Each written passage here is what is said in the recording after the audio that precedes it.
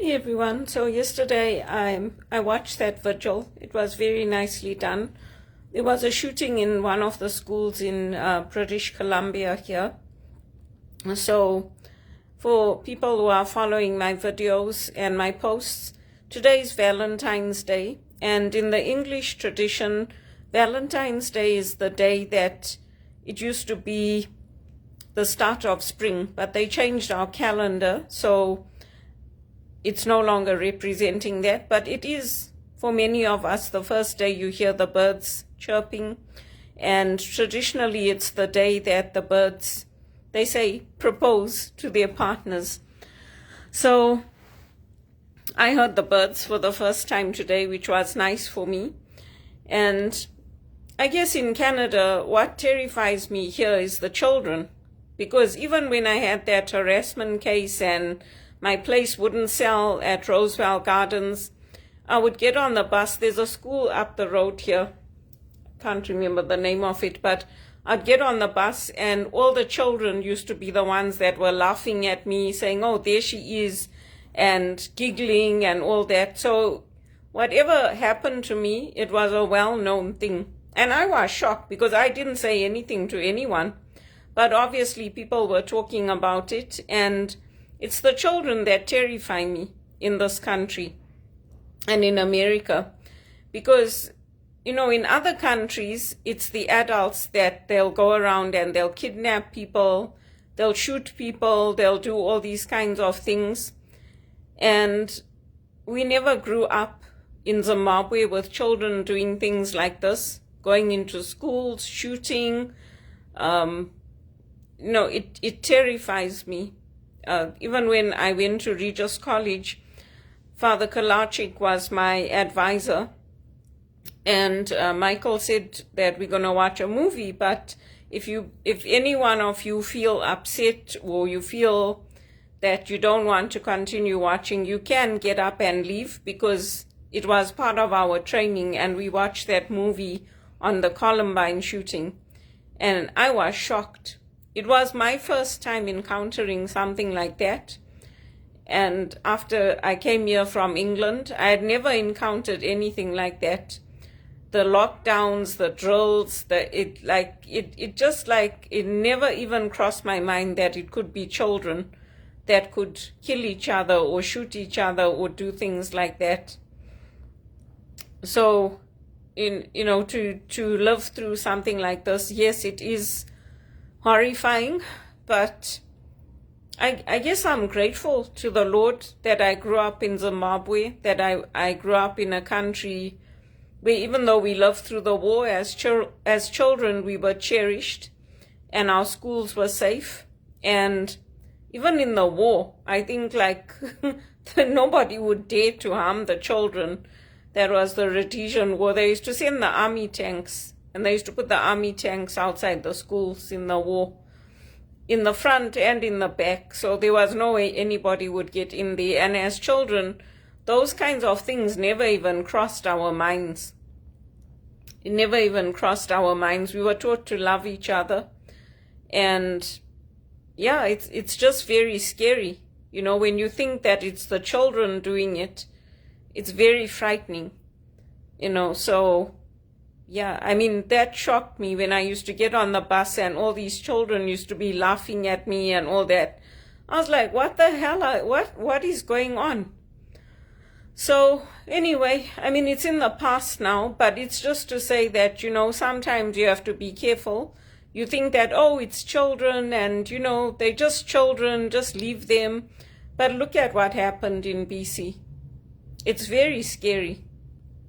It's very scary, and we were very privileged, very blessed in that way, that we didn't have to worry about shootings in our schools, about lockdowns. And then I worked at Branksome Hall, and we went through that lockdown. I was like, what the hell? What is this?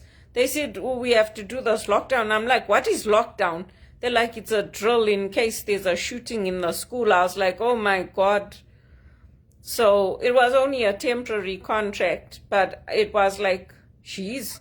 I said, does it happen? They said, yes, we've had incidents at the school. I was like, oh my God. So, it's scary for everybody, and especially if you haven't grown up with these things, you've never encountered them. It's very frightening, very frightening. And even like people have said to me, why don't you do babysitting or something like that? I'm like, you know what? Everything's regulated here. Whatever you do, even if you want to be a cook or you want to do something, everything's regulated. If you want to be a cleaner, it's regulated. If you want to work in HR, it's regulated. There are standards in everything. You can't just go and do it. So, yeah, it's very sad. But because it's Valentine's Day, I'm focusing on love. I'm focusing on the good things that I had in growing up in Zimbabwe. I'm growing up in a place where children there would never do what the children here did to me. Very disrespectful. But when you come to these countries, you have to adjust. And you go through a lot of hurt. You go through a lot of disappointment. And you wonder, like, how are these children being brought up in their schools, in their homes? It's very strange. But what I can suggest today, which I'm doing, I'm praying for the children, and I'm giving thanks to God for all the blessings that I had, and continuing to pray for employment. And even in our church, there are many people who are unemployed. So they are praying for people to get jobs, because now the unemployment is at 10% in Toronto alone. So it's scary. And even like when in the past, before I went through this harassment case, if children used to come trick-or-treating or whatever, I used to open the door for them and I used to give them things. Now I don't. Unless I know the family, or I know that I know these children, I don't. I used to go even with my sister and her children. I used to go trick-or-treating when I stayed with them. I don't do any of that anymore. People here are different. They don't think like us. They don't think the same way. Our normal is not their normal. And so, yeah, you go through a lot of cultural shock when you come here. And that's why I was saying, even in the church, if they need a cook, they should get a qualified cook. Somebody who's going to, be able to cater to them. I don't want that kind of job. I trained in a profession for a reason. And, I'm not lazy. I do my own cooking, my own cleaning. I take care of my home. So the priest should do the same. I don't see why the priest should be treated better than us. Because as a spiritual director, I also go out and work. I also ask for donations and help. And from that, I give whatever I can to the church. So, and most times I can't even give. It's a sacrifice for me to give, because I'm living off maxed out credit cards. I'm living off lines of credit. I'm living off loans. Otherwise, I can't live, because I earn so little in this country. And it shouldn't be the case. But yeah, for today, I'm praying for the children, and I'm praying for the families who lost children. And, for people, it's scary. That's why they have those hotlines and things that you can call. And even when I went to America, some of the shootings that took place, took place very close to family and friends' homes. So it's very scary. And yeah, I just pray that we'll all be safe and that the children won't attack us. That's what I can pray for. And I hope others will pray for the same, that the children would get whatever help they need, and their families, especially psychological help.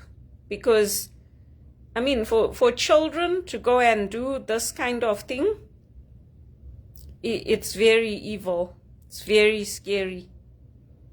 It's scary. That's what I can say.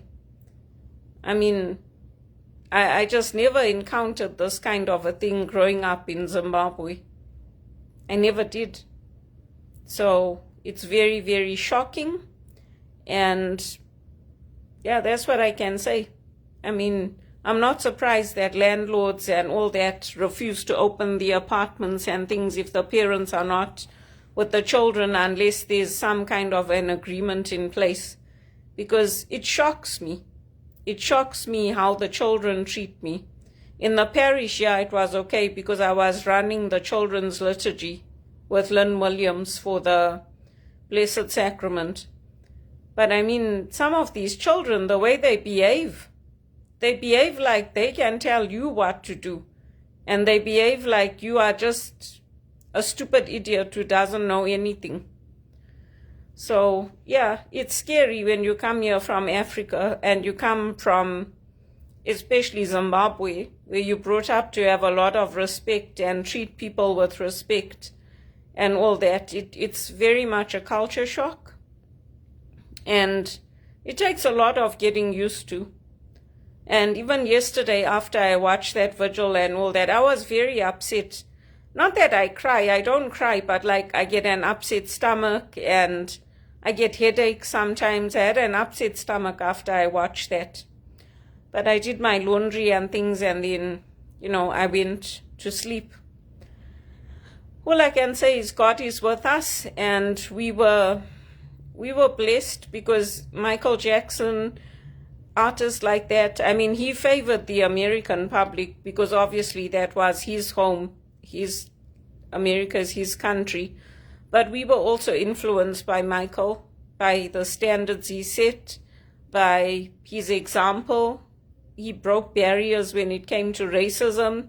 He was not somebody that used drugs, and he was a good example for me. So I looked up to him growing up, and I've always been a Michael Jackson fan. So I'm looking forward to that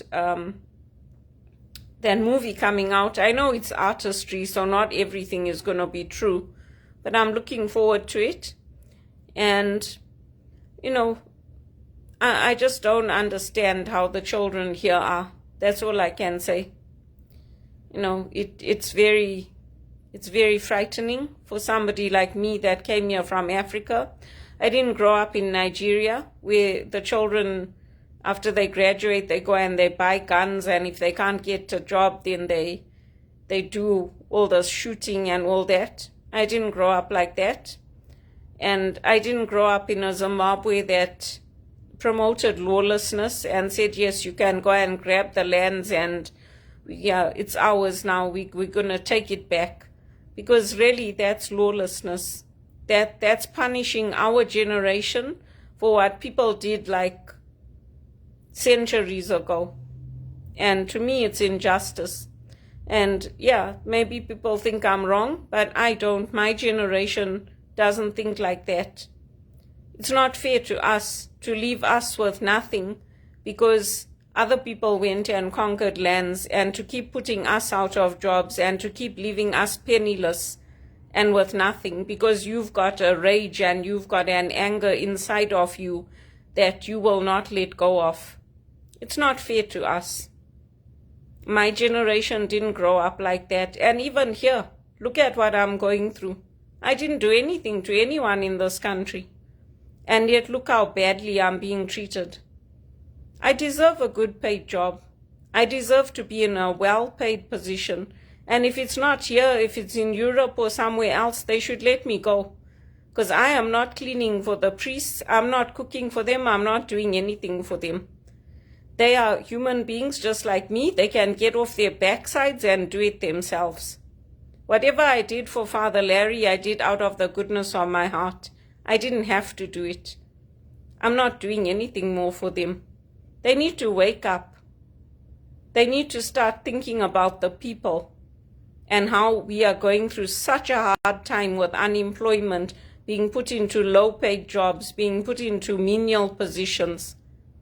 The church needs to change. It's not what it used to be. If they want, they can hire registered cooks. They can get a cook from the hotel industry to come and cook for them. I'm very, very offended that they come and offer me these jobs to cook for them. No, I'm a spiritual director. I'm the same level as them. I'm the same. They can do their own cooking and cleaning as far as I'm concerned and look after their own children. They want to be the ones who are lecturing and sitting in the offices doing the executive assistant work, and they want me to come and babysit for them and clean their houses. I'm not doing it. They must do it for themselves and give me those jobs in the offices and the administration and all that. I deserve it. I've earned it.